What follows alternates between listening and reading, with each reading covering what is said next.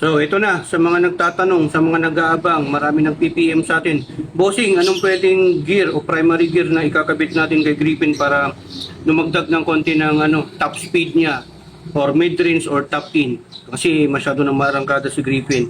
So, ito na yung inaabangan nyo. Pasensya na, medyo natagalan kasi masyado tayong busy. Okay?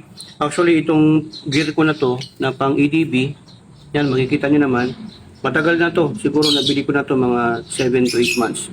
Hindi ko lang nilalagay kasi syempre mas gusto natin, mas prepared ko sa bigat ko kasi, sa bigat ng OBR natin tapos laging ginagamit sa trabaho, bulubundukin. So mas gusto ko yung stock kasi maarangkada, malakas yung torque, acceleration, maganda yung performance ng acceleration niya.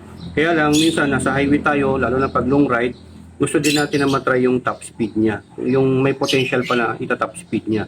So parang sa di-cambio lang yan na motor, pwede kang mag-combination. Sa motor ko dati sa Wave, pwedeng mag 1540, 1534, 16, mga ganun. Papalitan mo yung front and rear sprocket. Ito naman primary and secondary. Okay?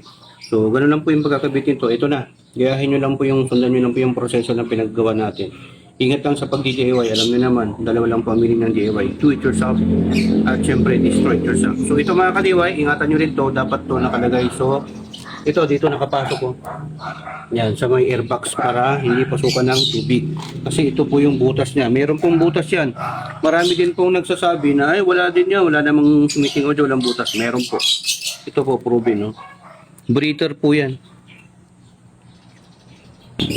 Breather po yan. Lahat po ng mga gearbox, meron pong breather. Kahit sa mga 4 wheels, meron pong breather yan para lumabas po yung init. Okay?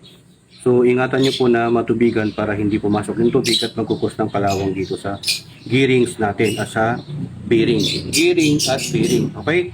So, itong malaki na to, G35 din po ang code niyan.